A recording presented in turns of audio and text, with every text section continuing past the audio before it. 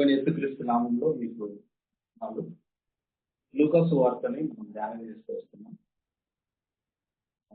దాంట్లో కొనసాగింపుగా ఈరోజు లూకా సువార్త 6వ అధ్యాయం 39 నుంచి 49 వచనాలు వరకున్న వాక్య భాగాన్ని మనం ధ్యానం చేసి అందులోని విషయాలను మనం నేర్చుకోవడానికి ప్రయత్నం చేద్దాం.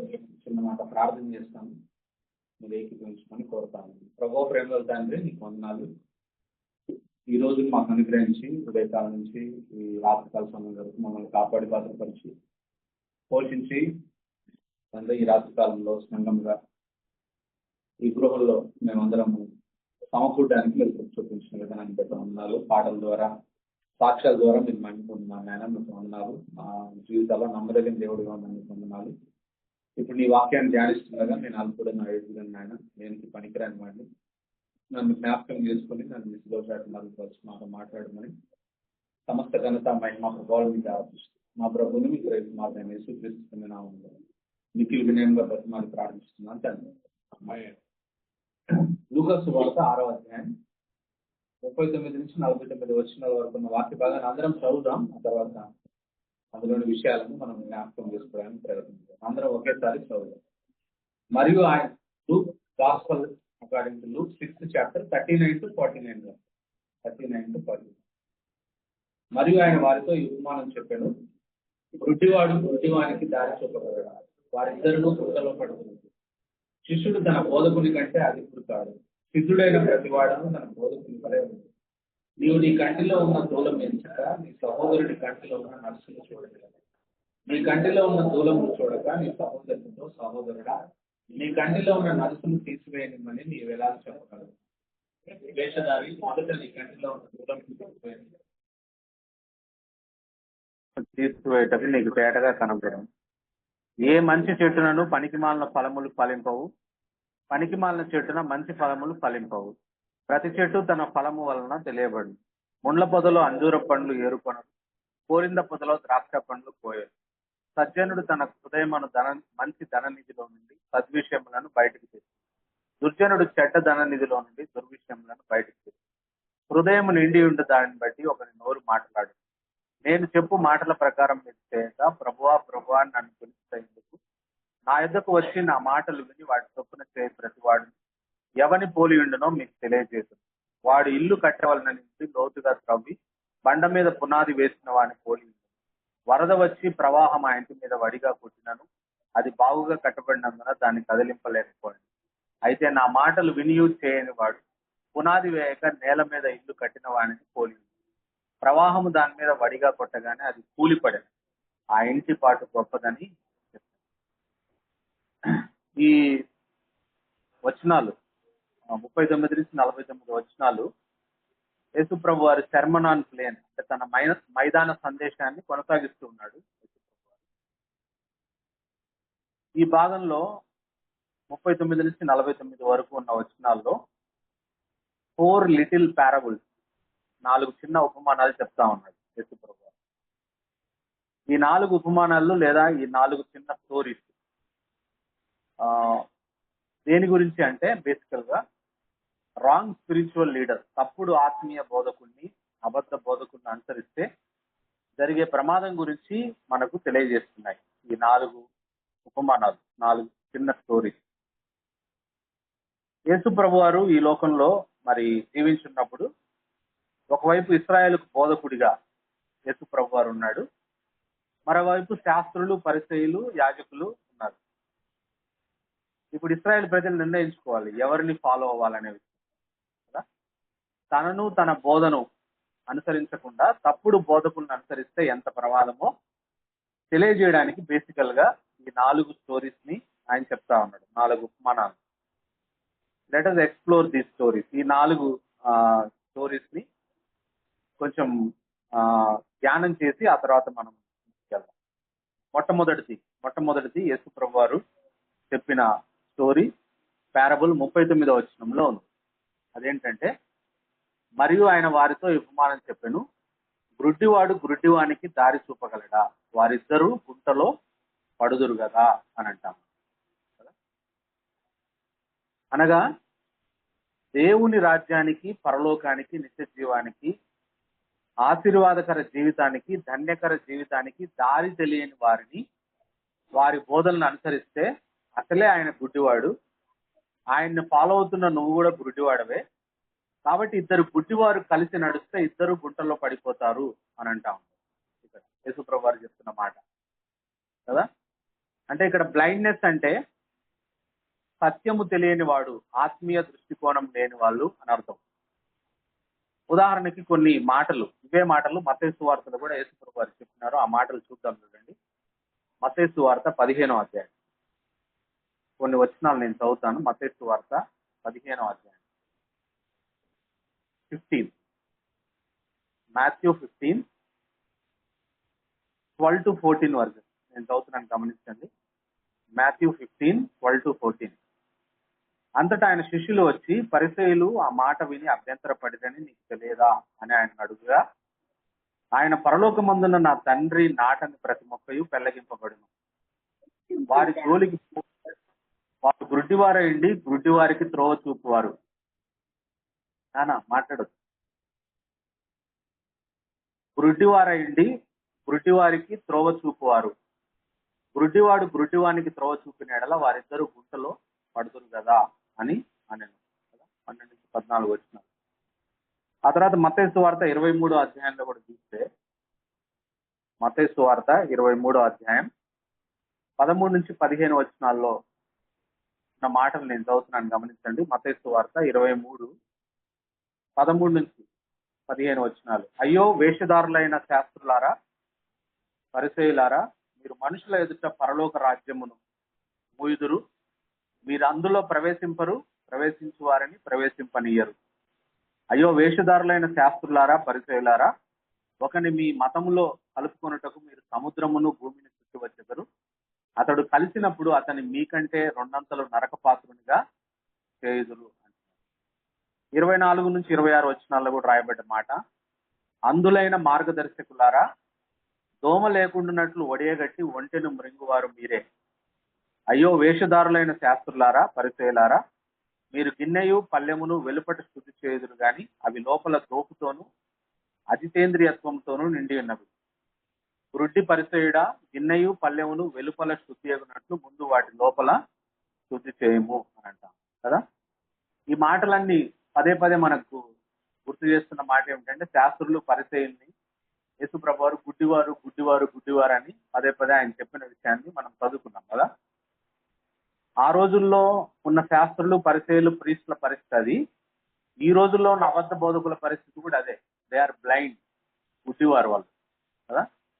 అనగా అబద్ధ బోధకులకు దేవుడు తెలియదు, సత్యము తెలియదు, పరలోకానికి దారి తెలియదు. కాబట్టి మీరు గుడ్డి వాళ్ళని అనుసరించవద్దు, అబద్ధ బోధకుల్ని, అబద్ధ ప్రవక్తల్ని మీరు అనుసరించవద్దు అనే విషయాన్ని యేసుప్రభు వారు చెప్తా ఉన్నారు.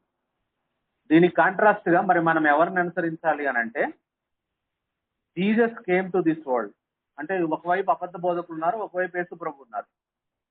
సో అబద్ధ బోధకులు గుడ్డివారు, వాళ్ళకి ఆత్మీయ దృష్టికోణం లేనివారు, సత్యం తెలియని వారు, అందులు వాళ్ళు. సో వాళ్ళని మనం అనుసరించకుండా కాంట్రాస్ట్ గా ఎవరిని అనుసరించాలి అని అంటే, వాళ్ళకి కాంట్రాస్ట్ గా యేసుప్రభు ఉన్నాడు. Jesus came to this world to give sight to blind అని రాయబడింది. లూకా సువార్త 4వ అధ్యాయం 18. గుడ్డి వారికి మరి చూపును ప్రసాదించడానికి యేసుప్రభు వారు ఈ లోకానికి వచ్చాడు. కాబట్టి మనం యేసుప్రభుని అనుసరించాలి. ఆ తర్వాత he came to show us the way to heaven. యేసుప్రభు వారు పరలోకానికి దారి చూపించడానికి వచ్చాడు ఈ లోకానికి కదా. ఏమన్నాడు? I am the way, the truth and the life. నా ద్వారా తప్ప ఎవడును తండ్రి వద్దకు రాడు అన్నాడు కదా. అంతేకాదు మనలను వెలుగులో నడిపించడానికి వచ్చాడని యోహాను సువార్త 8వ అధ్యాయం 12వ వచనంలో, John gospel according to John 8th chapter 12th verse లో, మరలా యేసు, నేను లోకమునకు వెలుగును, నన్ను వెంబడించు వాడు చీకటిలో నడవక జీవపు వెలుగు కలిగి ఉండునని వారితో చెప్పాను. కాబట్టి మనము గుడ్డి వాళ్ళని కాదు అనుసరించాల్సింది, యేసు ప్రభుని మనం అనుసరించాలి అనే విషయాన్ని యేసుప్రభు వారు, ఆయన బోధనలను అనుసరించాలి అనే విషయాన్ని యేసుప్రభు వారు మనకు స్పష్టంగా చెప్తా ఉంటారు. ఫాల్స్ ప్రాఫిట్ మాటలు వింటే వాళ్ళని ఫాలో అవుతే ఎంత డేంజరో, ఎంత ప్రమాదమో. అబద్ధ బోధకులను కానీ, అబద్ధ ప్రవక్తలను కానీ, ఈ గుడ్డి వాళ్ళని, చీకట్లో ఉన్న వాళ్ళని అనుసరిస్తే ఎంత ప్రమాదం అంటే, అంటే యేసు ప్రభువుని కాకుండా మిగతా వాళ్ళని మనం అనుసరిస్తే ఎంత ప్రమాదం అంటే, ఉదాహరణకి మొదటి రాజుల గ్రంథం 22 మనం తీయాల్సిన అవసరం లేదు, కానీ అందులో ఉన్న సారాంశాన్ని నేను చెప్తా. మొదటి రాజుల గ్రంథం 22వ అధ్యాయం 1-40 వచనాల్లో ఇశ్రాయేలు రాజు ఆహాబు, యూదా రాజు యెహోషాపాతు కలిసి రామోత్ గిలాదు మీదకి యుద్ధానికి పోవాలనుకుంటారు. వాళ్ళిద్దరు పోవాలనుకున్నప్పుడు యెహోషాపాతు యుద్ధానికి వెళ్తే మనం గెలుస్తామా లేదా యెహోవా యొద్ద విచారణ చేద్దామని అడుగుతాడు. అడిగినప్పుడు ఆహాబు 400 మంది ప్రవక్తలను పిలిపించి వారిని అడిగితే, వారిలో సిద్కియా అనే అతనైతే అతను ఒక హైపర్ యాక్టివ్ క్యాండిడేట్. అతను ఇనుప కొమ్ములు చేయించుకొని వచ్చి, అంటే రాజుకు చెప్పడానికి ఇనుప కొమ్ములు చేయించుకొని వస్తాడు రాజు దగ్గరికి. నువ్వు వీటి చేత సిరియన్లను పొడిచి నాశనం చేస్తామని యెహోవా సెలవిస్తున్నాడని అబద్ధం చెప్తాడు కదా. నిజం చెప్పలా దేవుడు. అతను ఇనుప కొమ్ములు చేయించుకొని వచ్చి ఆ ఫాల్స్ ప్రాఫిట్ ఏం చెప్తాడంటే, ఆ కొమ్ములు చూపించి, ఇదిగో వీటితో పొడిచి చంపేస్తావు నీ సిరియన్లను, వెళ్ళు, దేవుడు నీకు యుద్ధాల్లో జయమిస్తాడని చెప్తాడు. అబద్ధం చెప్తాడు. అప్పుడు మీకాయ అనే నిజమైన ప్రవక్త వెళితే చచ్చిపోతావని చెప్తాడు. నువ్వు వెళ్తే మాత్రం చచ్చిపోతావని చెప్తాడు. ఇశ్రాయేలు రాజు అబద్ధ బోధకుల మాట విని యుద్ధానికి వెళ్ళి చచ్చిపోయాడు. సో అబద్ధ ప్రవక్తలు, అబద్ధ బోధకులు మనం ఏమి వినాలనుకుంటారో అవే చెప్తారు. కాబట్టి నిజం చెప్పరు వాళ్ళు అబద్ధమే చెప్తారు. దేవుడి దగ్గర నుంచి అడగకుండా చెప్తారు. కాబట్టి వాళ్ళ మాటలు వింటే మనకు మరణమే అవుతుంది, జాగ్రత్త. కాబట్టి అబద్ధ బోధకుల్ని మనం అనుసరించకూడదు అనే విషయాన్ని మనం జ్ఞాపకం చేసుకోవాలి. అది మొదటిది యేసు ప్రభు వారు చెప్పాలనుకున్న విషయం. కాబట్టి ఈ కొండ మీద ప్రసంగం అంతా చెప్పి ఈ మాటలు ఎందుకు చెప్తా ఉన్నాడంటే, యేసు ప్రభు వారు ఆ మైదాన ప్రసంగం అంతా చెప్పి, అంటే మీరు నా బోధనలు మీరు అనుసరించాలి, వేరే వాళ్ళ బోధనలు మీరు అనుసరిస్తే మీరు గుంటలో పడతారు అనే విషయాన్ని మొట్టమొదటి స్టోరీలో చెప్పాడు. రెండవది ఏంటంటే 40వ వచనంలో రాయబడ్డ మాట. రెండవ స్టోరీ, యేసు ప్రభు వారి రెండవ ఉపమానం. శిష్యుడు తన బోధకుని కంటే అధికుడు కాడు, సిద్ధుడైన ప్రతివాడు తన బోధకుని వలె ఉండును అనే మాట. అంటే యేసు ప్రభు వారు ఇక్కడ చెప్తున్న మాట ఏమిటంటే, నువ్వు నీ టీచర్ కంటే అధికుడి కాలేవు. అయితే మన టీచర్ కంటే ఎక్కువ కాలేము కదా. అంటే మన టీచర్కి ఎంత తెలుసో మనకు అంతే తెలుస్తుంది, అంతకన్నా ఎక్కువ తెలియదు, నేర్చుకోలేము. మన మ్యాథ్స్ టీచర్కి మ్యాథ్స్ ఎంతవరకు వస్తుందో అంతవరకే నేర్చుకోగలం, అంతకంటే ఎక్కువ నేర్చుకోలేము. ఈ లోకంలో ఉన్న టీచర్ల పరిస్థితి కదా. అట్లనే అబద్ధ బోధకుల దగ్గరికి మనం ఫాలో అయ్యి అబద్ధ బోధకుల దగ్గరికి పోతే వాళ్ళకి ఎంత తెలుస్తుందో అంతే తెలుస్తుంది, అంతకంటే ఎక్కువ తెలిసే అవకాశం మనకి లేదు అనే విషయాన్ని చెప్తా ఉన్నాడు. So I'm going to learn from him, so I can learn more than he knows అని మనం అనలేము. You can only know what he tells you. Hosea ఈ విధంగా అంటాడు, హోషియా గ్రంథం 4వ అధ్యాయం 9వ వచనం.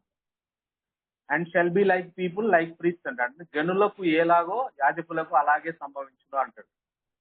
అంటే ప్రజలను మంచి మార్గంలో నడిపించాల్సిన యాజకులే చెడు మార్గంలో నడిస్తే ప్రజలు మంచి మార్గంలో ఎలా నడుస్తారా అంటాడు. కరెక్ట్ కదా అది. ప్రజలు ఒక వ్యక్తిని ఫాలో అవుతున్నప్పుడు వాళ్ళకే మంచి మార్గంలో నడవడం రాకపోతే వాళ్ళకి ఫాలో అయ్యే వాళ్ళు ఎలా మంచి మార్గంలో నడిపిస్తారు అనే మాట చెప్పాడు. కాబట్టి ఆ విధంగా చేస్తే ఇద్దరికీ శిక్ష తప్పదు అన్నాడు దేవుడు. యాజకులను శిక్షిస్తా అన్నాడు, యాజకులను ఫాలో అయ్యే వాళ్ళని శిక్షిస్తా అన్నాడు. సో ఇది ఒక డేంజర్ మళ్ళీ. అంటే వాళ్ళకే తెలీదు, అబద్ధ బోధకులకు, అబద్ధ ప్రవక్తలకి. వాళ్ళని అనుసరిస్తే వాళ్ళను శిక్షిస్తాడు దేవుడు, వాళ్ళని ఫాలో వాళ్ళని కూడా శిక్షిస్తాడు అనే విషయాన్ని మనకు తేటతెల్లం చేస్తా ఉన్నాడు. అందుకే we need to choose our teacher carefully. మన బోధకుడిని మనము కేర్ఫుల్ గా మనము ఎంపిక చేసుకోవాలి. Because we are not going to get higher than our teacher. మన బోధకుడి కంటే ఎక్కువ మనము నేర్చుకోలేము అనే విషయాన్ని నేను మీకు జ్ఞాపకం చేస్తాను కదా. మరి యేసు ప్రభువుని మనం ఫాలో అవుతే ఏమవుతుంది కదా. యేసు ప్రభు దీనికి కాంట్రాస్ట్ గా, అంటే అబద్ధ బోధకుల్ని కాకుండా మనం యేసు ప్రభుని ఫాలో అయ్యామనుకుందాం, యేసు ప్రభుని మన బోధకుడిగా చేసుకున్నాం, మన టీచర్ గా చేసుకున్నాం అనుకుందాం. అప్పుడు ఏమవుతుంది, మనం మన బోధకుడిలాగా మారుతాం. కాబట్టి we will also become like our teacher. Yesu ప్రభు లాగా మారిపోతాం కదా. ఇప్పుడు వాళ్ళని అబద్ధ బోధకుల్ని ఫాలో అయ్యే వాళ్ళు అబద్ధ బోధకుల్లాగా మారిపోతారు. మనం యేసు ప్రభు బోధనలు అనుసరిస్తే యేసు ప్రభు లాగా మారిపోతాం. అందుకే 1 జాన్ 3:2 రాయబడింది, we will become like him. ఆయన్ని పోలిన వారంగా మనం మార్చబడతామని రాయబడింది అనే విషయాన్ని నేను మీకు జ్ఞాపకం చేస్తాను కదా. మన లీడర్ ఎలాగో మనము అలాగే అవుతామనడానికి ఒక ఎగ్జాంపుల్ అంటే ఇది కూడా డేంజర్ ఎగ్జాంపుల్ ఇంకోటి కదా. మన లీడర్ లాగా మనం మారిపోతామని. ఉదాహరణకి కోరా, బైబిల్లో సంఖ్యాకాండం 16వ వచనంలో Korah a Levite rebelled against Moses and Aaron. He gathered 250 leaders of Israel. He presented himself as a someone fighting for equality and truth. కోరహు మరి మోషేకు వ్యతిరేకంగా, ఆరోనుకు వ్యతిరేకంగా 250 మంది ఇశ్రాయేల్ లీడర్లను పోగు చేస్తాడు. అందరు నమ్ముతారు కోరహుని. ఏమని నమ్ముతారు?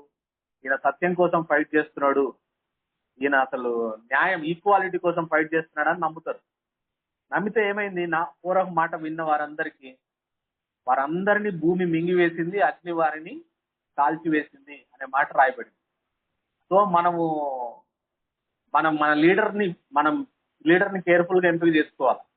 లీడర్ని కేర్ఫుల్ గా ఎంపిక చేసుకోకపోతే కోరహుని ఏ విధంగా అనుసరించిందో వాళ్ళలాగా మనం కూడా నష్టపోతాం. ఆయనకు వచ్చిన పనిష్మెంట్ మనకు కూడా వస్తుంది. కాబట్టి బీ కేర్ఫుల్ అనే విషయాన్ని యేసుప్రభువు వారు చెప్తా ఉన్నాడు. థర్డ్ స్టోరీ మనం చూస్తే 41-42 వచనాల్లో రాయబడ్డ మాట. నీవు నీ కంటిలో ఉన్న దూలము ఎంచక నీ సహోదరుని కంటిలో ఉన్న నలుసును చూడనేలా?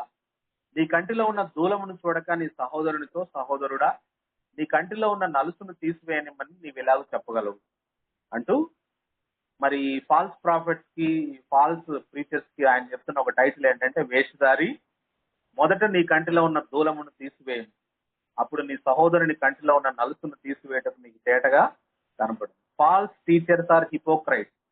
వేషధారులు, అబద్ధ ప్రవక్తలందరూ. అంటే వాళ్ళు లోపల జీవించే జీవన విధానం వేరు, వాళ్ళు బయటికి కనపరిచేది వేరు. హిపోక్రసీ అదే దాన్నే కదా. అంటే వాళ్ళు దేవుడికి వ్యతిరేకంగా, అంతకుముందు కూడా మనం చూస్తాం ఒక యంగ్ క్రిస్టియన్ ప్రీచర్ ని మనం చూస్తే ఆయన పర్సనల్ వీడియోలు, ఆయన బయటికి బ్రహ్మాండంగా వాక్యం చెప్తాడు, బ్రహ్మాండంగా ఇది చేస్తాడు. ఆయన పర్సనల్ లైఫ్ లో వీడియోలు కొన్ని క్యాప్చర్ చేసి వాళ్ళ అనుసరుడే బయటకు వదిలితే ఆయన ఫ్రెండ్స్ తో కలిసి మందు కొడతా ఉన్నాడు, మందు పార్టీ చేసుకుంటా ఉన్నాడు. అంటే వాళ్ళు బయటికి ఎక్స్పోజ్ అయ్యేదేమో దేవుడి మాటలు చెప్తున్నట్టుగా వాళ్ళు ఎక్స్పోజ్ అవుతారు. వాళ్ళ లోపల ప్రైవేట్ లైఫ్ ఏమో దేవుని వాక్యానికి విరోధంగా ఉంటుంది. ఆ ఫాల్స్ ప్రాఫిట్స్, ఫాల్స్ ప్రీచర్స్. అందుకే వాళ్ళని దేవుడు ఏం చెప్తారంటే, ఫాల్స్ టీచర్స్ ఆర్ హిపోక్రైట్, వేషధారులు వాళ్ళు అనే విషయాన్ని దేవుడు మనకి హెచ్చరిస్తున్నాడు అనే విషయాన్ని నేను మీకు జ్ఞాపకం చేస్తాను. వీళ్ళు అబద్ధ బోధకులు అందరూ వేషధారులే. వాళ్ళ సమస్యలు ఎలా తొలగించుకోవాలో తెలియదు, వాళ్ళు నీ సమస్యను ఎలా పరిష్కరించుకోవాలో చెప్తారు మనకి కదా. వాళ్ళ గురించి ఆలోచిస్తుంటే నాకేం థాట్ వచ్చిందంటే, ఇతరుల జాతకం చెప్తామని చిలక జోస్యం చెప్పి వాళ్ళు తిరుగుతూ ఉంటారు కదా. వాళ్ళ జాతకం వాళ్ళకి తెలియదు, ఆ చిలకతో చెప్పించుకోలేరు. వేరే వాళ్ళకి జాతకం చెప్తామని ఆ చిలకను పట్టుకొని తిరుగుతూ ఉంటారు కదా. సేమ్ అబద్ధ బోధకులు కూడా అంతే, ఈక్వల్ కదా. వాళ్ళ దగ్గరే, వాళ్ళ కంట్లోనే పెద్ద దూలం ఉంది. ఆ దూలాన్ని వాళ్ళు తీసుకోకుండా ఎదుటివాడి కంట్లో ఉన్న నలుసును తీయడానికి వాళ్ళు ప్రయత్నం చేస్తూ ఉంటారు, దాన్ని పాయింట్అవుట్ చేయడానికి ప్రయత్నం చేస్తూ ఉంటారు అనే విషయాన్ని మనం జ్ఞాపకం చేసుకోవాలి. సో అబద్ధ బోధకుల జీవితాలు సరిగా ఉండవు, కానీ ఇతరుల పట్ల కఠినమైన విమర్శన దృష్టి వాళ్ళు కలిగి ఉంటారు. నేను నీతిమంతుణ్ణి, నేను న్యాయవంతుణ్ణి అనుకునే వారు ఎవరైనా కదా, వారు ఇతరులకు, ముఖ్యంగా పాపంలో ఉన్న వారికి సహాయం చేయలేరు అనే మాట మత్తయి సువార్త 23వ అధ్యాయం 23-28 వచనాల్లో మనం ఇందాక చదువుకున్న విషయాలు మనం గమనిస్తే తెలుస్తుంది. దీనికి కాంట్రాస్ట్ గా మరి యేసు ప్రభు వారి పరిస్థితి మనం చూస్తే, యేసు ప్రభు వారు, Jesus Christ is not hypocrite. ఆయన వేషధారి కాదు. He is sinless, spotless, undefiled. He will help us to fix sin in our life.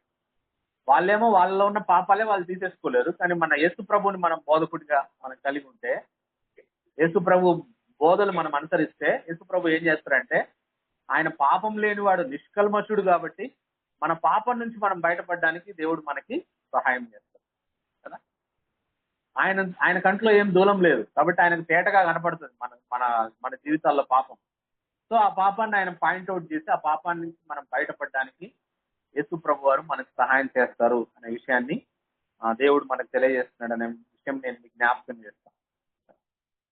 ఉదాహరణకి మరి ఈ ఫాల్స్ ప్రాఫిట్స్, ఈ ఫాల్స్ ప్రీచర్స్, ఈ ఫారిసీస్, సాదుసీస్ యేసు ప్రభు కాలంలో ఎలా ఉన్నారంటే, for example like A women caught in adultery, ఒక స్త్రీ వ్యభిచారంలో పట్టబడితే వీళ్ళందరూ ఏం చేసిండ్రంటే రాళ్ళు కొట్టి చంపాలని ప్రయత్నం చేసిండ్రు కదా. ఈమె వ్యభిచారి, ఆమెలో ఉన్న సిన్నుని పాయింట్అవుట్ చేస్తూ ఈమె వ్యభిచారి కాబట్టి ఈమెను రాళ్లతో కొట్టి చంపాలి అని వాళ్ళు ప్రయత్నం చేస్తే యేసు ప్రభు వారు helped her to come out of sin through his amazing love and forgiveness కదా. వాళ్ళేమో పాయింట్అవుట్ చేసి చంపాలని ప్రయత్నం చేస్తే ఆమెని యేసు ప్రభు మాత్రం ఆమెను క్షమించడం ద్వారా, తన ప్రేమను చూపించడం ద్వారా, అమ్మా అని ఆమెను సంబోధించడం ద్వారా ఆమెను పాపంలోంచి బయట వేసిండు అనే విషయాన్ని ఈ సందర్భంగా నేను మీకు జ్ఞాపకం చేస్తాను. కాబట్టి మనం ఫాల్స్ ప్రాఫిట్స్ ని మనం అనుసరిస్తే వాళ్ళు మనల్ని ఎప్పుడైనా రాళ్లతో కొట్టి చంపుతారు. కాబట్టి యేసు ప్రభు దగ్గరికి వస్తే ఆయన దగ్గర మన క్షమాపణ దొరుకుతుంది, మనం పాపంలోంచి బయటపడడానికి అది అవకాశం ఉంటుంది అనే విషయాన్ని మనం జ్ఞాపకం చేస్తాం. ఫోర్త్ స్టోరీ, ఫోర్త్ పారబుల్ యేసు ప్రభు వారు చెప్తుంది 43, 44, 45 వచనాల్లో రాయబడింది. 4వ ఉపమానం అదేంటంటే, మనకు అంజూరపు పండ్లు కావాలంటే అంజూరపు చెట్టు దగ్గరికే వెళ్ళాలి, కానీ ముండ్ల పొద దగ్గరికి కాదు అంటా ఉన్నారు. ఏమని రాయబడింది 43, 44, 45 వచనాల్లో రాయబడ్డ మాటలు చూస్తే, ఏ మంచి చెట్టునను పనికి మాలిన ఫలములు ఫలింపవు, పనికి మాలిన చెట్టున మంచి ఫలములు ఫలింపవు, ప్రతి చెట్టు తన ఫలముల వలన తెలియబడును. ముండ్ల పొదలో అంజూరపు పండ్లు ఏరుకొనరు, కోరింద పొదలో ద్రాక్ష పండ్లు కోయరు. సజ్జనుడు తన హృదయమును మంచి దండనిధిలో నుండి సద్విషయములను బయటకు తెచ్చును, దుర్జనుడు చెడ్డ దండనిధిలో నుండి దుర్విషయములను బయటకు తెచ్చును. హృదయం నిండి ఉన్న దాన్ని బట్టి ఒకని నోరు మాటలాడును. అంటే మనకు అంజూరపు పండ్లు కావాలంటే అంజూరపు చెట్టు దగ్గరికే వెళ్ళాలి, ముండ్ల పొద దగ్గరికి వెళ్తే అంజూరపు పండ్లు రావు. ద్రాక్ష పండ్లు కావాలంటే ద్రాక్ష తోటకే వెళ్ళాలి, కానీ కోరింద పొదలో ద్రాక్ష పండ్లు వెతకకూడదు. ఈ ముండ్ల పొదలులో ముండ్లు ఉంటాయి, కోరింద పొదలో కోరిందలు ఉంటాయి. These are the pictures of bad trees కదా. ఈ ముళ్ళ పొద, కోరింద పొద అనేది చెడ్డ చెట్లకి సాదృశ్యంగా ఉంది. They produce what is there nature, they produce what is bad, toxic and what is harmful కదా. ముండ్ల పొదలు ఏం ప్రొడ్యూస్ చేస్తాయి? ముండ్ల పొదలు బ్యాడ్ ఫ్రూట్ నే ప్రొడ్యూస్ చేస్తాయి, విషయాన్ని ప్రొడ్యూస్ చేస్తాయి. హానికారకాలను మాత్రమే ముండ్ల పొదలు ప్రొడ్యూస్ చేస్తాయి. ముండ్ల పొద కానీ కోరింద చెట్టు కానీ అనే విషయాన్ని నేను మీకు జ్ఞాపకం చేస్తాను. ఈవిల్ ట్రీస్ ప్రొడ్యూస్ ఈవిల్ కదా. అలాగే అబద్ధ బోధకులు వారి బోధలు ఈవిల్ నే ప్రొడ్యూస్ చేస్తాయి, కానీ వాళ్ళ దగ్గర నుంచి మంచి రాదు. ఈ ముండ్ల పొదలు, కోరింద పొదలు ఎవరికి సాదృశ్యం అంటే అబద్ధ బోధకులకు సాదృశ్యం. మనం యేసు ప్రభు మాటలు వినకుండా మైదాన ప్రసంగం ధ్యానం చేస్తా ఉన్నాం కదా, ఆయన మాటలు వినకుండా మనం అబద్ధ బోధకుల దగ్గరికి పోయి యేసు ప్రభు మాటలు ఆయన దగ్గర దొరుకుతాయని అంటే అది దొరకవు. అబద్ధ బోధకుల దగ్గర ఏం దొరుకుతుంది అంటే విషయం దొరుకుతుంది, హానికారకాలు దొరుకుతాయి. అబద్ధ బోధకుల దగ్గర చెడు దొరుకుతుంది అనే విషయాన్ని నేను మీకు జ్ఞాపకం చేస్తాను. మత్తయి సువార్త మరి 7వ అధ్యాయం 15 నుంచి 20 వచనాల్లో రాయబడ్డ మాటని మనం చూద్దాం. చూడండి, మత్తయి సువార్త 7వ అధ్యాయం కొండ మీద ప్రసంగంలో రాయబడ్డ మాట. మత్తయి సువార్త 7వ అధ్యాయం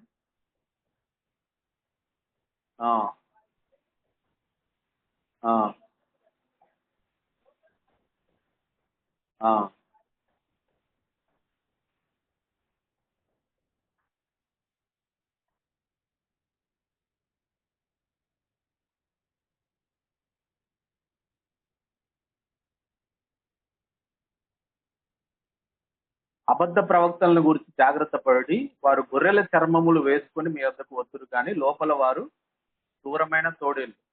వారి ఫలముల వలన మీరు వారిని తెలుసుకుందరు.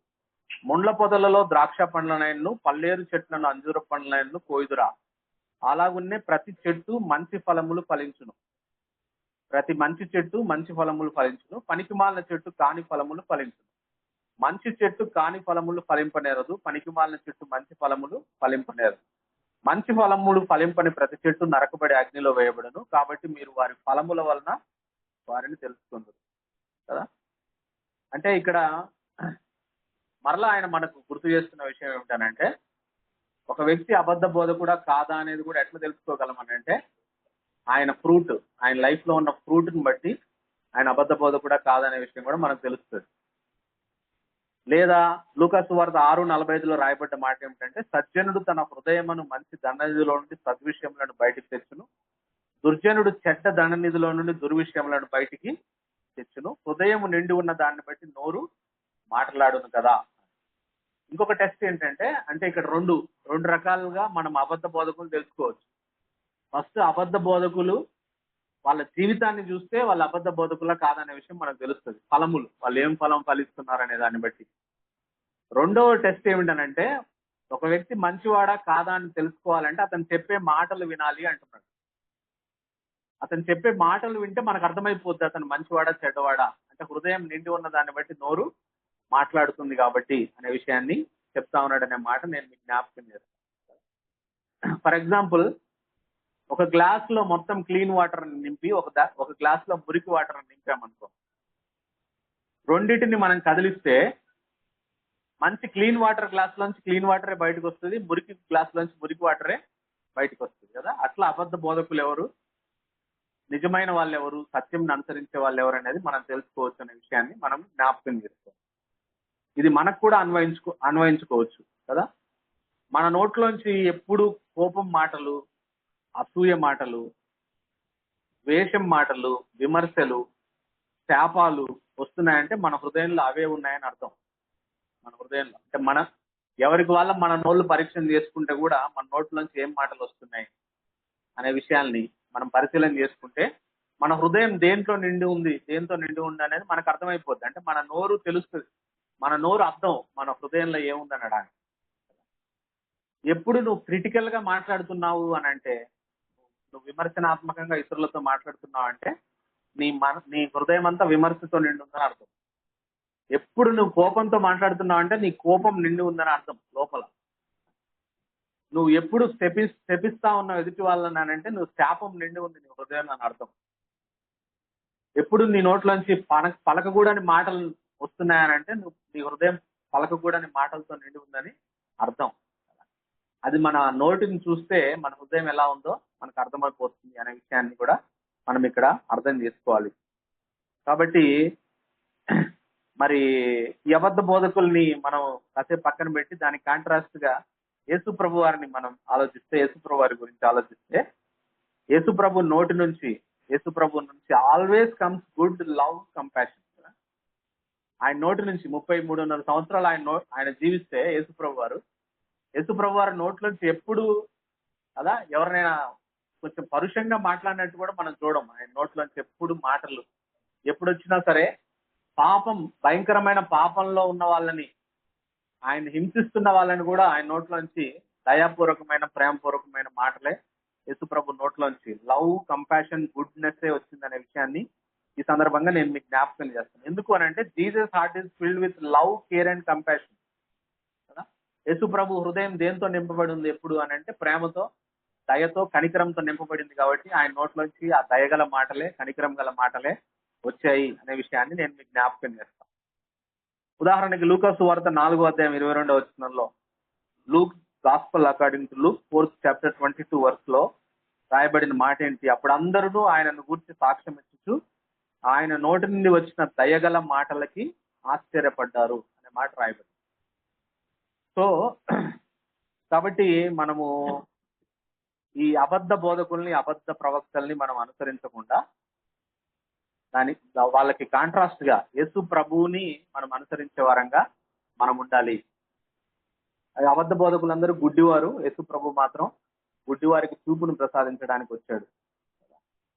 తర్వాత అబద్ధ బోధకులందరూ శిష్యుడు తన బోధకుని కంటే అధికం కాలేడంటే మనం అబద్ధ బోధకుని అనుసరిస్తే వాళ్ళలాగే ఉంటాం, వాళ్ళలాగే ఉండి వాళ్ళలాగే నశించుకోవడానికి అవకాశం ఉంటుంది. ఆ తర్వాత అబద్ధ బోధకులు హిపోక్రైట్, వేషధారులు. కాబట్టి వేషధారులం కాదు మనం అనుసరించాల్సింది యేసు ప్రభుని, కపటం లేనివాడిని, నిష్కపటమైన యేసు ప్రభుని మనం అనుసరించాలి. తర్వాత అబద్ధ బోధకులు వాళ్ళ ఫలముల వలన తెలియబడతారు, వాళ్ళ నోట్లోంచి వచ్చే మాటల వలన వాళ్ళు తెలియబడతారు. కాబట్టి మనం యేసు ప్రభుని, అబద్ధ బోధకుల్ని కాదు యేసు ప్రభుని అనుసరించాలనే విషయాన్ని చెప్తాం.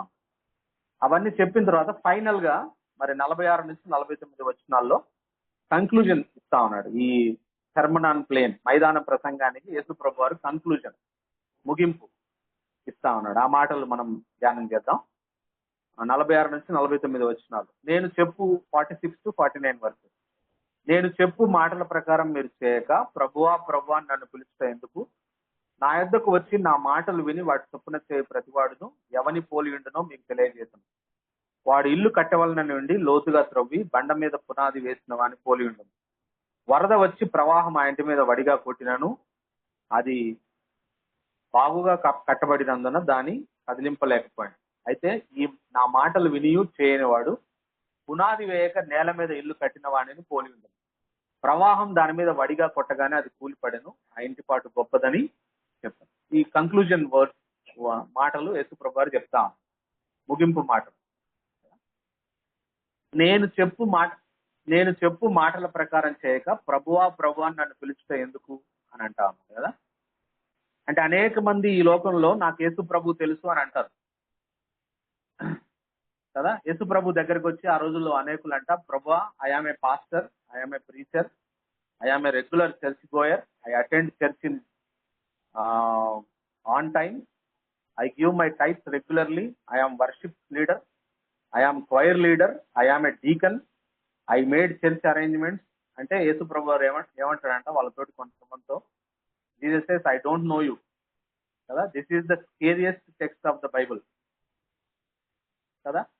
అంటే కొంతమందితోటి భవిష్యత్తులో యేసు ప్రభు వారి దగ్గరికి వచ్చి ఇట్లా ప్రభు నేను పాస్టర్ని, నేను ప్రీచర్ని, నేను రెగ్యులర్ గా చర్చ్ గోయర్ని, నేను టైంకి చర్చ్కి వచ్చేవాడిని, నేను టైతులు ఇచ్చేవాడిని, నేను వర్షిప్ లీడర్ని, నేను క్వైర్ లీడర్ని, నేను డీకన్ని, నేను చర్చ్ ఎల్డర్ని కదా. అంటే యేసు ప్రభు వారు అటువంటి వాళ్ళతో మీరెవరో నాకు తెలియదు అని చెప్పే అవకాశం ఉంది.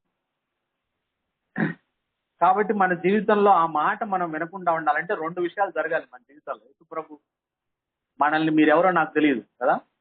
మనం ఇప్పుడు నాకు రేవంత్ రెడ్డికి తెలుసు ఎవరో, కానీ రేవంత్ రెడ్డికి నేను తెలియదు. అంటే యేసు ప్రభు గురించి చాలా మందికి తెలుసు. మనకు తెలుసు, హిందువులకు తెలుసు, ముస్లింలకు తెలుసు, క్రిస్టియన్లకు తెలుసు, అందరికి తెలుసు. కానీ యేసు ప్రభుకి మనం తెలియాలంటే ఆయన పర్సనల్ గా పర్సనల్ రిలేషన్షిప్ ఆయనతో ఉండాలి. ఆ మాట మనం వినకుండా ఉండాలంటే మన జీవితాల్లో రెండు విషయాలు జరగాలి. ఒకటి ఏంటంటే మన పాపముల విషయమే మనం పశ్చాత్తాపడి పాపము నుండి యేసు వైపు తిరగాలి. నెంబర్ 1 రిపెంటెన్స్ అంటారు దాన్ని కదా. అంటే మన పాపం విషయమై మనం పశ్చాత్తాపడి మనం యేసు ప్రభు రిపెంటెన్స్ ఉండాలి మన జీవితంలో, నెంబర్ 1. రెండోది ఏమిటనంటే యేసు ప్రభు దేవుడని, ఆయన మన పాపముల నిమిత్తం చనిపోయి పాతి పెట్టబడి తిరిగి లేచాడని విశ్వాసం ఉంచాలి. రక్షణ అనేది ఒక కాయిన్ అయితే ఆ కాయిన్ కి రెండు పార్శ్వాలు. ఏంటి ఆ కాయిన్ కి రెండు పార్శ్వాలు అంటే, ఒకవైపు ఏమో రిపెంటెన్స్ మారు మనసు పొందాలి, రెండో వైపు ఏమో విశ్వాసం ఉంచాలి యేసు ప్రభు దేవుడని కదా. సో ఇప్పుడు మన టాపిక్ లోనికి వద్దాం. యేసు ప్రభువుని మేము విశ్వసిస్తున్నామండి అని మనం అంటాం కదా. మనం అందరం అంటున్నాం, నా పాపం విషయమే ఒక సందర్భంలో మారు మనసు పొందాను, యేసు ప్రభు దేవుడని నేను విశ్వసిస్తున్నాను. ఇప్పుడు టాపిక్ ఈ మాట వినాలి అందరం. మన విశ్వాసం నిజమైందా కాదా అని ఎట్లా తెలుస్తుంది? ఇక్కడ ప్రశ్న. యేసు ప్రభుని విశ్వసిస్తున్నాం, కరెక్టే. మారు మనసు పొందాం, కరెక్టే. అయితే మన విశ్వాసం నిజమైందా కాదని ఎట్లా తెలుస్తుంది అంటే, the test of faith is obedience. మన విశ్వాసం నిజమైంది అయితే యేసు ప్రభు బోధలకు మనం విధేయత చూపిస్తాం. అది యేసు ప్రభు గారు చెప్తున్న మాట కదా. ద వన్ టెస్ట్, ఒక టెస్ట్.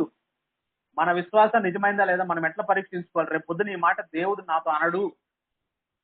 బాగా వినాలి అందరం. రేపు పొద్దున దేవుడు నువ్వెవరో నాకు తెలియదు అని మనతో అనకూడదు అని అంటే మనలో రెండు జరగాలి. ఒకటి మారు మనసు, రెండు విశ్వాసం. సరే, మారు మనసు పొందావు, నీ పాపం విషయమై పశ్చాత్తాపడ్డావు.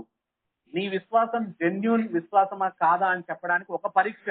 ఇదే అన్ని పరీక్షలు అని చెప్పట్లా. ఒక పరీక్ష ఏంటంటే, ఒక టెస్ట్ ఏంటంటే, నువ్వు నిజంగా నీ విశ్వాసం నిజమైంది అయితే యేసు ప్రభు చెప్పిన మాటలకు విధేయత చూపిస్తావు. అది ఇక్కడ పాయింట్. అంటే ఆయన అబద్ధం ఆడొద్దని చెప్పిండు, నువ్వు అబద్ధం ఆడకుండా ఉండడానికి ట్రై చేస్తావు అట్లీస్ట్. అర్థమైందా? అంటే పర్ఫెక్ట్ నువ్వు ఇప్పుడే నువ్వు పర్ఫెక్ట్ అయిపోతావు అని నేను చెప్పట్లే. You start to obey, obedience చూపిస్తావు కదా. భర్తకి భార్య లోబడాలి అని బైబిల్లో రాస్తే యేసు ప్రభు చెప్పాడు కాబట్టి నా భర్తకు నేను విధేయత చూపించడం స్టార్ట్ చేస్తాను కదా. నువ్వు భార్యను ప్రేమించాలి అని యేసు ప్రభు చెప్పిండు కాబట్టి నువ్వు పర్ఫెక్ట్ గా ప్రేమించలేకపోయినా నువ్వు స్టార్ట్ చేస్తావు ప్రేమించడానికి, నువ్వు విధేయత చూపించడానికి ప్రయత్నం చేస్తావు.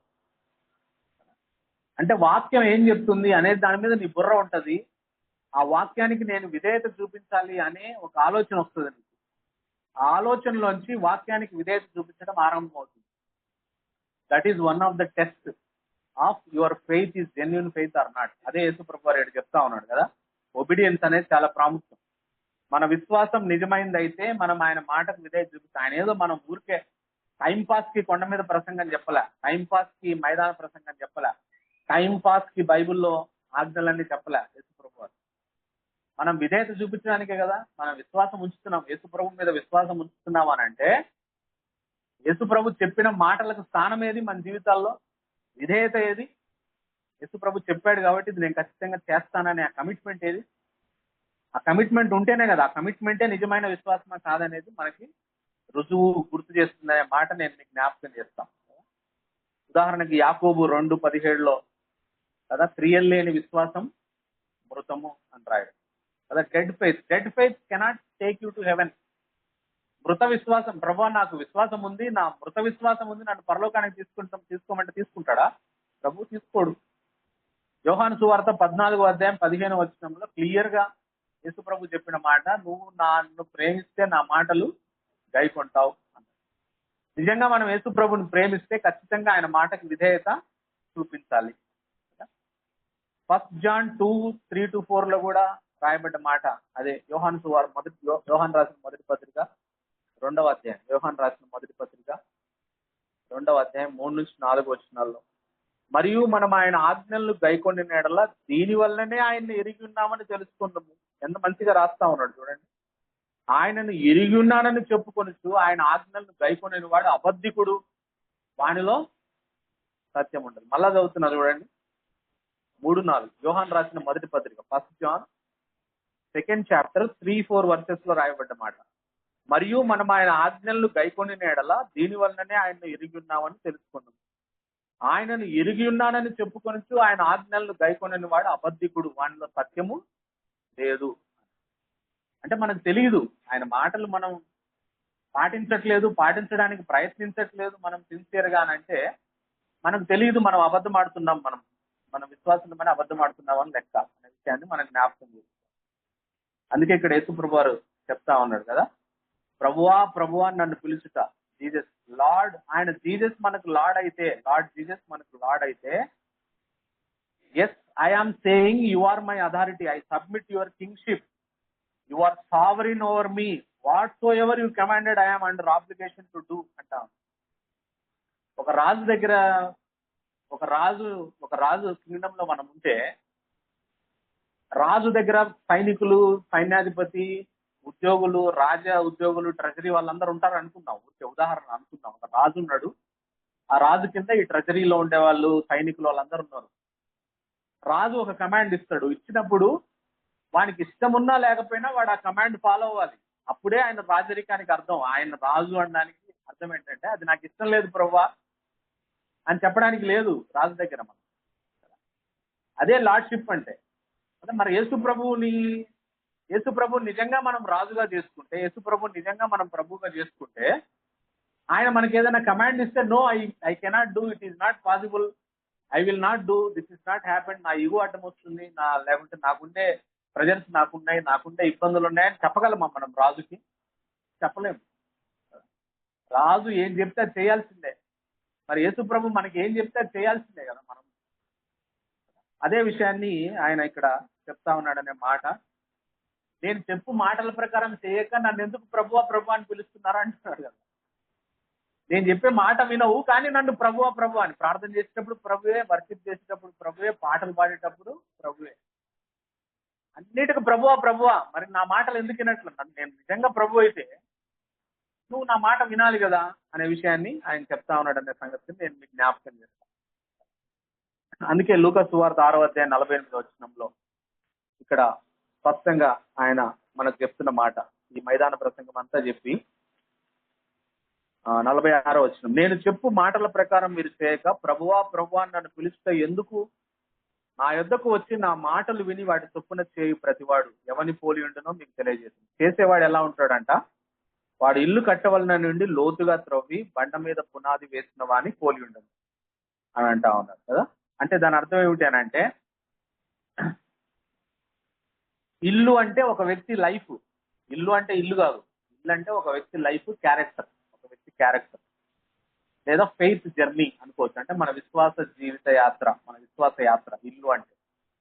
డగ్గింగ్ డీప్ అంటే యేసు ప్రభు బోధనలు వినడం, వాటికి విధేయత చూపించడం, లోతుగా తవ్వడం అంటే. రాక్ అంటే క్రీస్తు కదా, అంటే క్రీస్తు అనే బండ మీద మనం యేసు ప్రభు బోధనలు విని వాటికి విధేయత చూపించడం అనే లోతుగా త్రవ్వి మనం కట్టుకోవాలి మన జీవితాలను, మన క్రిస్టియన్ వాక్ ని దాని మీద కట్టుకుంటే. ఫ్లడ్ అంటే, ఫ్లడ్ వరదలు వస్తాయి. ఫ్లడ్ అంటే trials, temptations, suffering, final judgement, ఏదైనా కావచ్చు, ఫైనల్ జడ్జిమెంట్ అయినా కావచ్చు. ఫ్లడ్ అంటే ఫైనల్ జడ్జిమెంట్ వచ్చినప్పుడు ఈ మీదకి నువ్వు నిలబడాలి అని అంటే క్రీస్తు అనే బండ మీద కట్టాలి. లోతుగా ఆయన లోతుగా త్రవ్వడం అంటే ఆయన వాక్యాన్ని విని దానికి విధేయత చూపించాలి.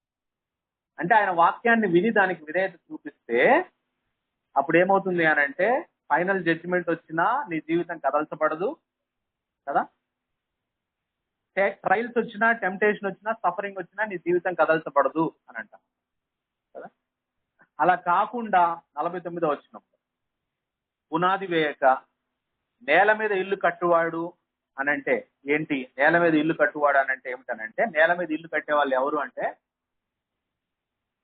రిలీజియస్ యాక్టివిటీస్ చేసేవాళ్ళు, చర్చికి అటెండ్ అవ్వడం, సింగింగ్, బైబుల్ స్టడీ అటెండ్ అవ్వడం కదా, తర్వాత టైత్ దశంభాగాలు చేయడం, నేల మీద ఇల్లు కట్టేవాళ్ళు, రిలీజియస్ యాక్టివిటీస్ చేసేవాళ్ళు. ఆ తర్వాత క్రిస్టియన్ హెరిటేజ్, మా తాత పాస్టరు, మా చేసిన ఆయన చర్చ్ ఎల్డరు, మా ఫ్యామిలీ బ్యాక్గ్రౌండ్ క్రిస్టియన్స్ అని చెప్పేవాళ్ళు. తర్వాత head knowledge without heart change, అన్ని తెలుసు, 10 ఆజ్ఞలు చెప్పమంటే చకచక చెప్తారు, తెలుసు యేసు ప్రభు ఏం చెప్తాడు, హెడ్ నాలెడ్జ్ ఉంది కానీ హృదయం మారదు, అటువంటి వాళ్ళు. తర్వాత ఎమోషనల్ ఎక్స్పీరియన్స్, కాన్ఫరెన్సెస్కి వెళ్ళి మ్యూజిక్ బాగా వాయిస్తుంటే, లేకుంటే ఏదైనా అద్భుతం జరిగితే వాళ్ళ జీవితాల్లో యేసు ప్రభు దగ్గరికి వచ్చేవాళ్ళు. వీళ్ళంతా నేల మీద కట్టేవాళ్ళు. గుడ్ వర్క్స్ అండ్ మొరాలిటీ కదా, మంచి పనులు చేస్తా ఉన్నాను, నేను మోరల్ గా మంచిగా ఉన్నాను, నా జీవితంలో సక్సెస్ ఉంది, నాకు ఆశీర్వాదాలు ఉన్నాయి అని అనుకునేవాళ్ళు కదా. వీళ్ళందరూ నేల మీద ఇల్లు కట్టేవాళ్ళు, పునాది లేకుండా. అటువంటి వాళ్ళకి వీళ్ళు గాడ్స్ అప్రూవల్ ని రాంగ్ గా అర్థం చేసుకుంటారు వాళ్ళ జీవితాలు. అటువంటి వారు వారి జీవితాల్లో సిక్నెస్ వచ్చినా, డెత్ వచ్చినా, బిట్రేయల్ అయినా, లాస్ అయినా, పర్సిక్యూషన్ జరిగిన ఫైనల్ జడ్జిమెంట్ లో నిలబడలేరు, కూలిపోతారు. అటువంటి ఇల్లు కూలిపోతారు. అటువంటి క్రైస్తవ జీవితాలు నిలబడవు. అంటే ఈ రెండోసారి చెప్పిన వీళ్ళందరి ఇట్లా కట్టుకునే వాళ్ళ జీవితాల్లో నిలబడవు. నిలబడాలంటే క్రీస్తు అనే బండ మీద కట్టేంత వరకు తవ్వాలి. తవ్వడం అంటే వాక్యాన్ని చదవాలి, చదివిన వాక్య ప్రకారం జీవించాలి. అది బలంగా పునాది వేయడం అంటే. ఆ విధమైన వాక్య పునాదుల మీద మన జీవితాలు కట్టుకుంటే నువ్వు ఫైనల్ జడ్జిమెంట్ వచ్చినా నువ్వు కదల్చబడవు, టెంప్టేషన్స్ వచ్చినా, ట్రయల్స్ వచ్చినా, డెత్ వచ్చినా, సిక్నెస్ వచ్చినా, ఏదొచ్చినా కదల్చబడవు. కాబట్టి వాక్యం విని వాక్యంకి విధేయత చూపించే వారంగా ఉండాలి అనే విషయాన్ని మనం జ్ఞాపకం చేస్తాం. అదే యేసు ప్రభువారు ఫైనల్ గా చెప్తున్నాం. అంతా చెప్పి ఆయన ఈ 2 మాటలు చెప్పాడు. సో నేను ఇదంతా చెప్పడం నాకేదో టైం పాస్ కోసం నేను చెప్పలే. మీరు వాక్యానికి విధేయత చూపించాలి. విశ్వాసానికి ఒక పరీక్ష ఏమిటనంటే మీరు వాక్యానికి విధేయత చూపించాలి. నేను చెప్పేది మీరు చేయడానికే, అబద్ధ బోధకుని నమ్మవాకండి, మీరు చెయ్యండి అనే విషయాన్ని యేసు ప్రభువారు స్పష్టంగా చెప్తా ఉన్నాడు అనే విషయాన్ని నేను మీకు జ్ఞాపకం. ఒక చిన్న ఇలస్ట్రేషన్ చెప్పి నేను ముగిస్తాను. ఒకసారి అంటే ఎంత అర్జెన్సీ ఉంటది యేసు ప్రభు మాటలు వినడానికి, ఎంత అర్జెన్సీ ఉంటది. ఆయన ఆజ్ఞలు తెలుసు. నేను ఒకసారి గాస్పల్ మీటింగ్ కి విజయవాడ పోయినప్పుడు అక్కడ సువార్త చెప్పాలి. నేను క్రిస్మస్ సీజన్ వెళ్ళినప్పుడు అక్కడ లోకల్ ఎమ్మెల్యే వచ్చిండు, గద్దె రామ్మోహన్ రావు, ఆడ ఫేమస్ ఎమ్మెల్యే. ఆయన వచ్చి మాట్లాడుతున్నాం. ఆయన క్రిస్మస్ గురించి ఆయన చెప్తుంటే నాకంటే ఎక్కువ తెలిసి ఈయనకు అనిపిస్తుంది నాకు. మంచిగా చెప్తున్నాడు. యేసుప్రభు ఎట్ట చెప్పిండు, ఇట్ట చెప్పిండు, అట్ట చెప్పిండు. ఈయన క్రిస్టియన్ గా ఆయన మళ్ళీ అంటే క్రిస్టియన్ మీటింగ్ వస్తున్నాడు కాబట్టి పిఏ రాసిచ్చిండో లేకపోతే ఆయనకు తెలుసో తెలియదు, మంచిగా వల్లిస్తున్నాడు చిలక పలుకులాగా. అసలు చాలు, ఇది చాలు కదా అనుకున్నాడు. ఏంటిది ఆయనకు మనకు తేడా అని అంటే, ఆయనకు తెలుసు వాక్యం, కానీ ఆ వాక్యానికి విధేయత చూపడు. ఎవరు పరలోకానికి పోతారు? వాక్యం తెలిసిన వాళ్ళు కాదు. వాక్యం తెలిసి దాని ప్రకారం జీవించే వాళ్ళు మాత్రమే పరలోకానికి పోతారు. ఎంత అర్జెన్సీ ఉంటది ఆ వాక్యాన్ని మనం చేసి చూపించడానికి అని అంటే, ఒకసారి ఒక యుద్ధం జరుగుతూ ఉన్నప్పుడు రెండు దేశాల మధ్య ఒక మౌంటైన్ రీజియన్ లో ఒక సోల్జర్ ట్రూప్స్ తో విడిపోతాడు. ఆయన ట్రూప్స్ తో విడిపోయి యుద్ధం విరమించే సమయానికి, రాత్రిపూట యుద్ధం విరమించే సమయానికి ఒక కొండ దగ్గర దిగువన ఆనుకొని ఉంటాడు. ఆనుకోని క్రిస్టియన్ ఆయన సోల్జర్ ప్రేర్ చేస్తారు, లార్డ్ స్పీక్ టు మీ, ప్రభా నాతో మాట్లాడు, నేను ఇక్కడి నుంచి ఎలా తప్పించుకోవాలంటే, వెంటనే దేవుడి దగ్గర నుంచి ఆయనకు వచ్చిన మాట ఏమిటంటే, లుక్ బిహైండ్ యువర్ నీ వెనకాల నువ్వు చూస్తే దేర్ ఈజ్ వన్ పీక్, నువ్వు అది ఎక్కేసే తొందరగా పోయి అని చెప్తాడు ప్రభు. ఇక్కడేమో దాక్కుని ఉన్నాడు కొండచాటున. మరి అది ఎక్కాలంటే దాక్కున్న దగ్గర నుంచి బయటికి రావాలి. బయటకు వస్తే షూట్ చేస్తాడు, చచ్చిపోతాడు. మళ్ళీ ఎక్కమంటున్నాడు దేవుడు. ఎక్కితే కూడా షూట్ జరుగుతుంది, శత్రువు కంటపడతాడు కదా, దాక్కున్నాడు. ప్రభుని అడిగిండు, ప్రభు నేను ఏం చేయమంటావు చెప్పు అని అంటే, రూప్ నుంచి విడిపోయాడు. సో అప్పుడు డిసైడ్ చేసుకోవాలి, అంటే ప్రభు చెప్పిన మాట వినాలా, నేను ఇక్కడే దాక్కోవాలా అని. వెంటనే క్రిస్టియన్ కాబట్టి నాకు ప్రభు చెప్పిండు, నాకు కన్ఫర్మేషన్ ఉంది అని చెప్పి పరిగెత్తి ఎక్కేస్తాడు. ఆ వెనక ఉన్న ఆ స్లోప్ ఎక్కేసి అవతలకి వెళ్తాడు. వెళ్ళగానే ఆ ట్రూప్ అంతా అక్కడ దాక్కొని ఉంటారు, దాని వెనకాల ఈయన ట్రూప్ అంతా. వాళ్ళు చెప్పిన మాట ఏంటంటే, 2 నిమిషాలు మేము ఇక్కడ నుంచి 2 minutes లో we are going to leave here. 180 seconds మాత్రమే, 180 కదా, 120 seconds, 120 seconds మాత్రమే మేము ఇక్కడ ఉండి మేము ఇక్కడ నుంచి వెళ్ళిపోవడానికి రెడీ అయిపోతున్నాం, అంతా బ్యాగులన్నీ రెడీ చేసుకొని. అప్పుడు కనుక మనోడు తాత్సారం చేస్తుంటే, ఒక 120 seconds తాత్సారం చేస్తుంటే మళ్ళీ దొరికిపోయేవాడు కదా, ఏమైపోయేదో మనకు తెలియదు. అట్లా అందుకే దావీదు 119వ కీర్తన దావీదు రాసిండో ఎవరు రాసిండో తెలియదు, కానీ 119వ కీర్తన 60వ వచనంలో రాయబడ్డ మాట ఏమిటంటే, నీ ఆజ్ఞలను అనుసరించుటకు నేను జాగు చేయక త్వరపడితిని అని అంటారు. అంటే దేవుడి ఆజ్ఞ ఇదని మనం తెలిసిన తర్వాత ఒక్క నిమిషం కూడా ఆలస్యం చేయకుండా మనం దాన్ని కనుక పాటిస్తే అది మనకు ఆశీర్వాదమే. చూడ్డానికి బయటికి కష్టంగా కనపడుతుంది, చూడ్డానికి ఇబ్బందికరంగా కనపడవచ్చు, కానీ నా దేవుడు చెప్పాడని కనుక మనం దాన్ని ఫాలో అయితే అది మనకు ఆశీర్వాదమే తప్ప దానివల్ల మనకి నష్టము రాదు అనే విషయాన్ని ఈ సందర్భంగా నేను జ్ఞాపకం చేస్తాను. అప్పుడు నేను నోట్స్ రాసుకునేటప్పుడు హగ్గై గుర్తొచ్చింది. హగ్గై 1:15 సైన్యములకు అధిపతి తమ దేవుని మందిర పని చేయ మొదలు పెట్టినని 1:15 ఉంటుంది. 1వ అధ్యాయం హగ్గై 1:10. అంటే దేవుడు కన్సిడర్ యువర్ వేస్ అని వాళ్ళ ప్రజలతో మాట్లాడి, నా మందిరం మీరు పాడేయంటే మీరు ఇల్లు కట్టుకుంటున్నారు, మీ ప్రవర్తన గురించి ఆలోచించుకోండి అంటే, అప్పుడు వాళ్ళు దేవుని మందిర పని చేయ మొదలు పెడితే 2:19 వచ్చేసరికి ఇది మొదలుకొని నేను మిమ్మల్ని ఆశీర్వదించేదను అన్నాడు. Direct blessings, obedience brings direct blessings in our life. మనం వాక్యానికి విధేయత చూపడమే ఆలస్యం, ఆయన ఆశీర్వాదాలు కనిపెట్టుకొని ఉంటాడు. కాబట్టి మనం ఎంత విధేయత చూపిస్తే అంతగా మనం ఆశీర్వదించబడతాం. ఆ విధంగా బండ మీద కట్టబడిన వాళ్ళలాగా మనం ఉండముగాక. దేవుడి మాటలు దీవి. It's about obedience, and we also saw how we can be caught up in the wrong leadership, wrong guidance, and think we are going to heaven. We go to wrong leaders firstly because they tell us what we like to hear. They tell us it's okay to sin. That itself is or sometimes your relatives or close people in the wrong position. They grow up in that.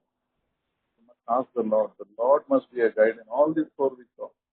The only solution is the Lord must be our guide. We must walk close to Him. I'm sure many of us, most of us think we all like to go to heaven, right? examine deep in obedience. Am I tolerating sin? Am I tolerating the wrong things in my life? Sometimes our close people చెప్తారు wrong advice. వినొద్దు. Listen to the Lord only. However senior they are, however knowledge they have. If it does not match with God's word, don't do it. So for our good only. For our good. Jesse ended this saying that obedience leads to blessing. I'll add one more line to that. New obedience. And the areas where you did not obey before, if you show new obedience, God will bring new blessings. Things you didn't experience before. God confirms it like that. Many, many times. So let's pray. Father, we thank you for this time that you give. Lord, do not follow the wrong teaching. We have your word. We have your scripture. We have your Holy Spirit. Help us, Lord. To speak true wisdom. A wisdom that changes our life. A wisdom that makes us loving people, obedient people, people serious about godliness. We realize Satan must find it very difficult to attack a godly person. Will tremble at a godly person. If the person is close to God, when you are close to anyone, Satan will fear.